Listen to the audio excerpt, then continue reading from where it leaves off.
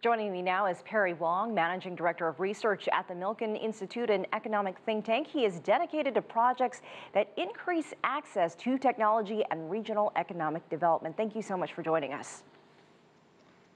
Nice to be here. Thank you.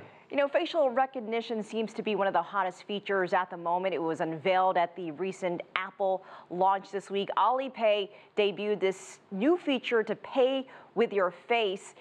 Is this the future? Will it end the use of credit cards or cash?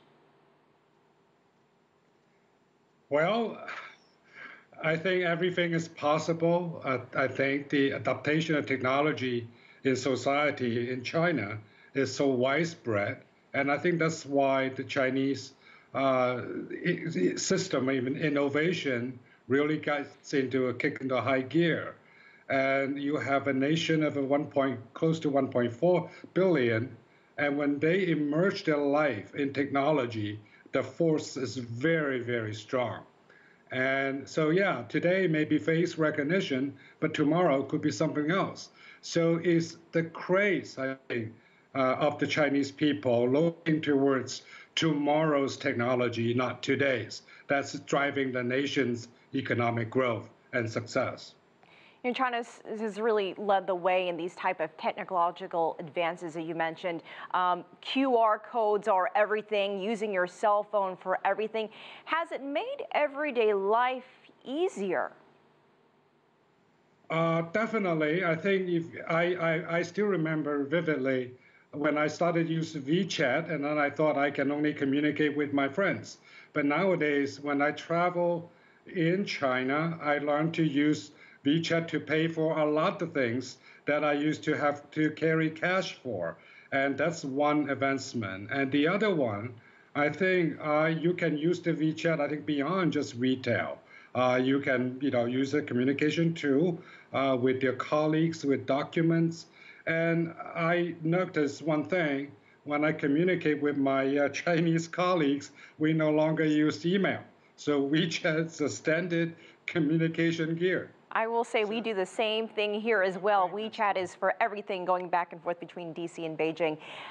Perry, any downsides to all of this new technology? What about when it comes to security breaches and hacking when you have so much information locked into an app?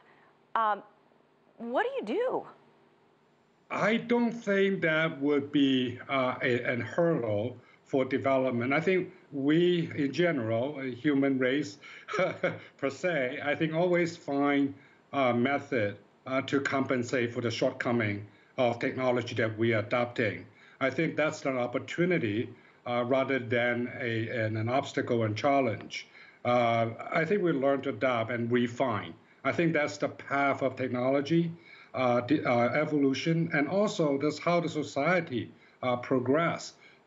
So people should take it and embrace it and find way to make it better. I think the story of Microsoft, if we're old enough, especially me at least, going through, and if you look at the Microsoft product, every new release, we come with some problem, but the company and the people, the user, always find solution for it. So that's the path we are looking down to the future. Speaking of the future, what is on the horizon? What are you most excited about? Two things. One, people, I think, in the entire globe, particularly in China, looking to technology as a solution for today's and tomorrow's problem. Now, what added to China's advantage, I think, is the government that have a strong determination in backing innovation. And they look into that as a solution and in a way to elevate people's living standard. That's the most exciting part of development in China now. All right, Perry Wong, we appreciate your insight. Thank you for joining us.